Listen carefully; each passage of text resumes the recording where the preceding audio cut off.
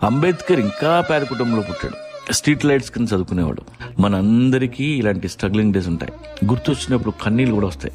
అది తలుచుకుంటే చాలా బాధ అనిపిస్తుంది. మనకి ఎప్పుడు సక్సెస్ వస్తుందా అని ఎదురు చూస్తుంటాం. ఏదో ఒక రోజు నువ్వు అనుకున్నది అయిపోతావు చూడు, అప్పుడు నిజమైన కష్టాలు మొదలవుతాయి.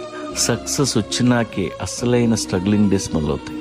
ఎంప్లాయీగా ఉన్నప్పుడు హ్యాపీ, కంపెనీ పెట్టి చూడు డోలు తీరిపోద్ది.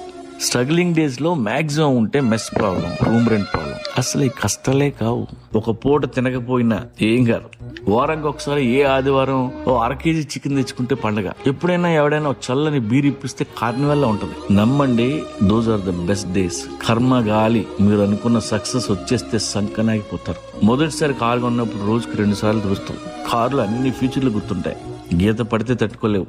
అదే సక్సెస్ వచ్చినాక 5 స్టార్ హోటల్లో నువ్వు ఏం తింటున్నావో నీకు తెలియదు. పెళ్ళాం పిల్లలు ఎలా ఉన్నారో ఎక్కడ ఉన్నారో తెలియదు. కావాలంటే సక్సెస్ వచ్చిన అడగని చెప్తాడు.